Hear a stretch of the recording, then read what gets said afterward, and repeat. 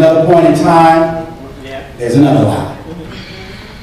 Oh, then at another point in time, I may have a bad day. Then there's 3 consecutive. Lie, lie, lie. And then, okay, then there's some time in between, and there's another isolated occurrence of another lie.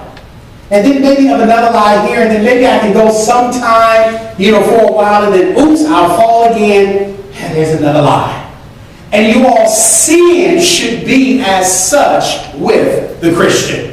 Right. Now, we're not saying that you won't sin, but there should be isolated occurrences here and there as they do occur with regards to sin. And this is all sin. Please, somebody say amen. But where the difference between a Christian and non-Christian lies with this. For the one, let's just say this, you all. We all know that we are all capable of committing sin. For that person who, amen, they may lie right now. There's a difference from an isolated occurrence from just constant, ongoing, habitual, constant, ongoing,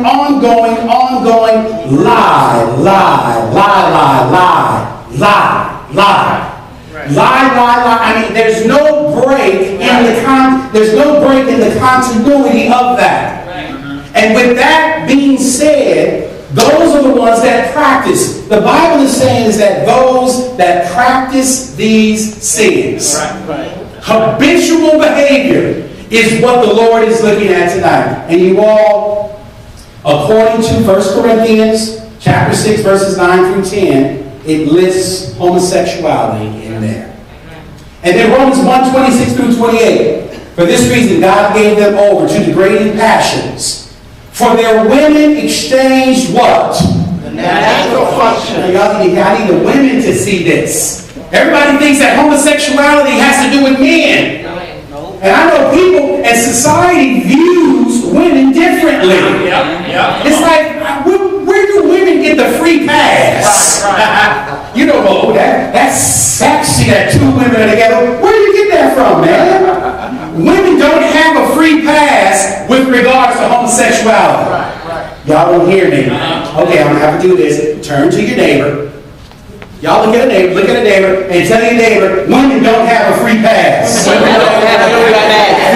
If a woman is with a woman, it's homosexuality. There's nothing cute about it. There's nothing sexy about it. It's sin. So, for their women exchange the natural function for that which is unnatural. And in the same way also, the men abandoned their natural function of the woman and burned in their desire one to another. Men with men committing indecent acts and receiving in their own persons the due penalty of their error, and God, and just as they did not see fit to acknowledge God any longer, God gave them over to a depraved mind to do those things which are not proper. You all, there is a point in time to where God will turn a person over. That's a dangerous place to be. God can hear me. I'm getting a little scared here right now. In other words, once you have committed a sin so much, there's no stopping you.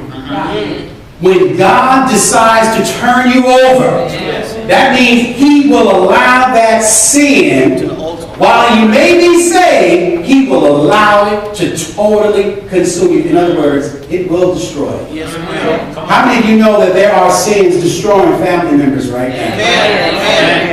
And they can't stop.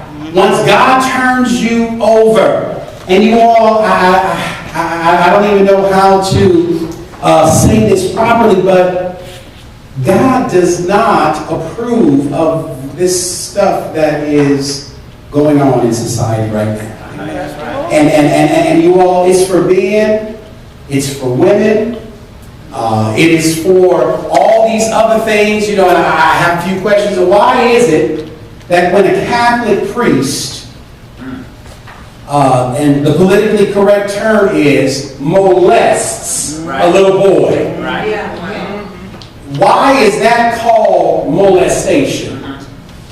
And why is it that nobody says anything about it being homosexuality? Right. You know, that Catholic priest, you know, And he was pedophilia. charged with molestation. Pedophilia. Come on. Pedophile.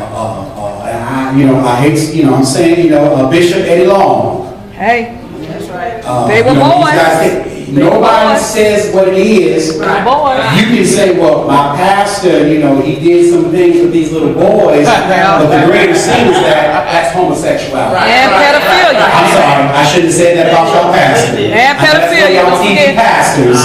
But homosexuality is homosexuality regardless of the age of the one who you're committing the crime with.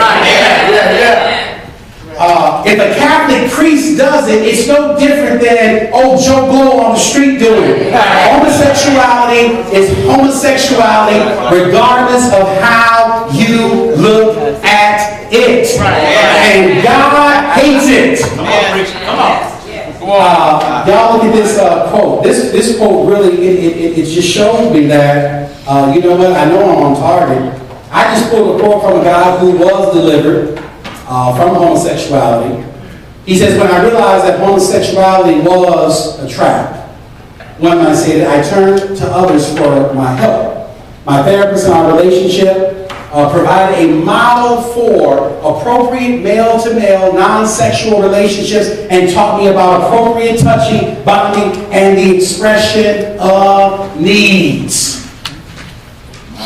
The big thing here tonight that I just wanted to convey you all is that, number one, God's attitude towards homosexuality is the fact it's very, very simple. God hates it. Right. Yeah. God hates it. And for you to say that God hates it is not an unloving statement, as I have been accused of. I have been, and I know I'm not the most loving guy.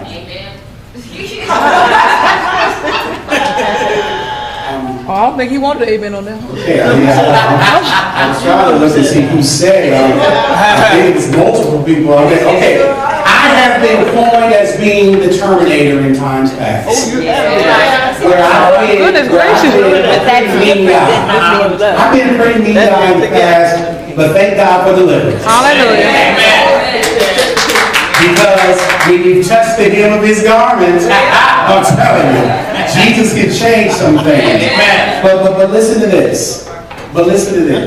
Y'all messed me up because I don't have a clue in terms of what I was about to say.